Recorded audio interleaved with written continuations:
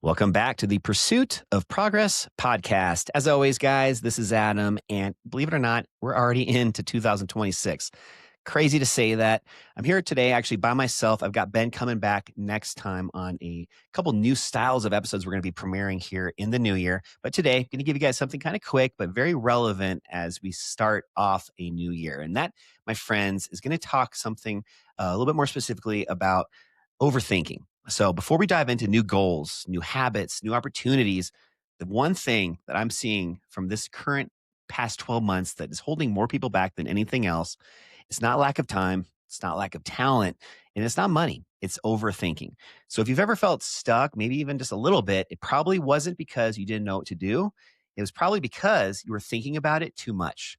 And I get it. I've struggled with this for, I'd say, well over a decade at this point. I used to tell myself I was being productive by being, really prepared, watching a lot of videos, reading books, educating myself. But all I was doing was avoiding the biggest part of all this, which is action.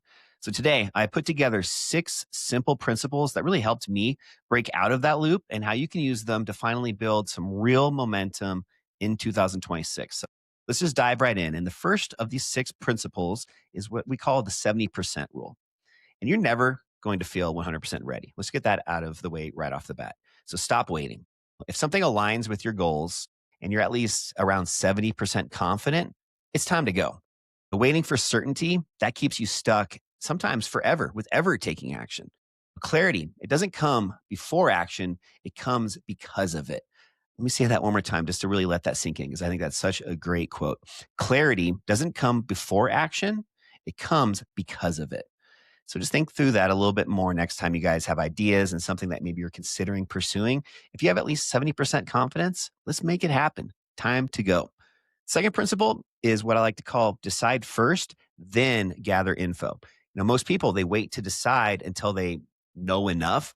But here's the real truth about that. Waiting to feel ready is a trap. Decide where you're going to be going first and then collect what you need.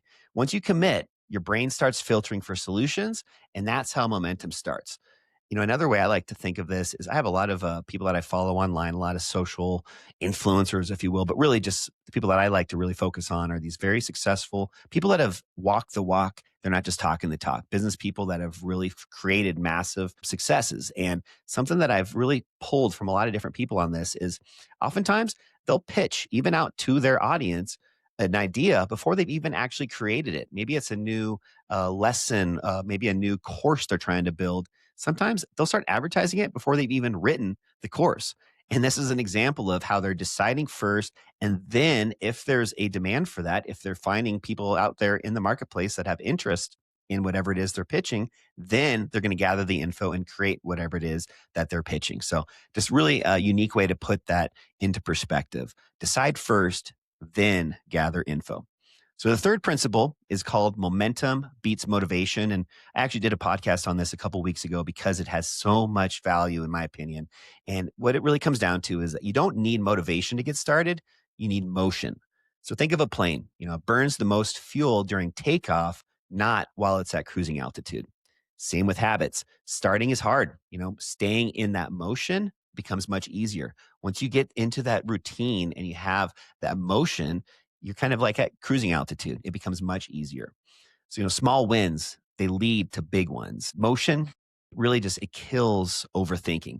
If you're willing to at least take that first step and start that motion, that's what's going to build up that momentum. And over time, hopefully you'll find success for whatever it is that you're pursuing. So the next one, principle number 4, this one is plan tomorrow tonight. Plan tomorrow tonight. Every morning without a plan is a recipe for chaos. And I'm speaking from experience on this one, you guys. Before bed, write down 1 to 3 non-negotiables for the next day. Maybe not, things that are very specific, like, projects that maybe have a certain phone call you have to make, whatever it may be. I'm not talking about tasks.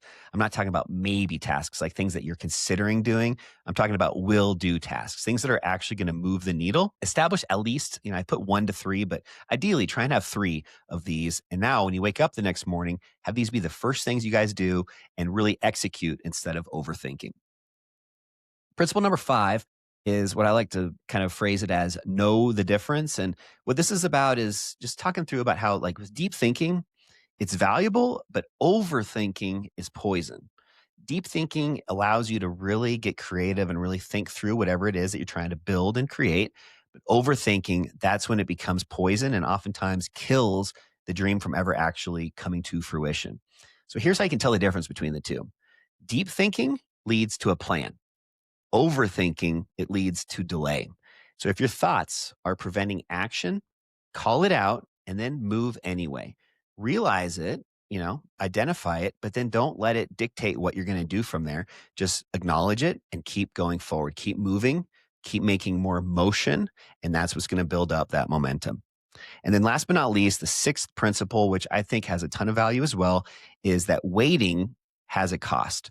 So indecision can feel safe, but it's very, very expensive. Every week you spend thinking about it is a week that you're not learning, you're not building, you're not growing. Inaction, it doesn't send a bill until December. In other words, if you have a great idea, let's look back on 2025. Maybe you had a great idea at the beginning of last year and it stayed that way. It stayed an idea. It never came to fruition. You never took any action, any steps forward to make it into something, physical, any sort of actual completion of it. Maybe it's not completely done, but at least you haven't taken any sort of action at all. Well, if that's the case, at the end of the year, you're going to have that bill come due in December. And that bill is just going to basically be that you have nothing to show for what you were trying to accomplish. And you're in the exact same place you were 12 months ago. So don't let 26 be another year where you almost started something. Make it a year where you're actually taking action and you're building up that momentum. So here's your challenge for 2026. And feel free, guys, to shoot me a DM or maybe leave a comment below in the show notes. Let me know what it is that you might be pursuing on this one. But here's the challenge. Pick one thing, just one thing that you've been overthinking in the past year. Use that 70% rule. Decide this week. Then take that first step, no matter how small it is. You don't need to crush January. You just need to start. Make that really clear into your head. And hopefully that'll help take some of that pressure off of whatever it is that you're trying to start. So you don't need to crush it. You just need to start. Because the answers that you're looking for, they're always on the other side of what? Action. Leaving it with that because that is the theme of the day. Hey guys, if this episode helped you, do me a favor as well. Share it with a friend. We're really trying to grow our audience in 2026, and the best way to do that is to have our current audience sharing it with other people that they think might find value out of these. So please do us a solid and do just that. And I'm looking forward to sharing a new episode with you guys with Ben. Brand new episode next week. I'll look forward to seeing you guys then. Until then, talk to you later.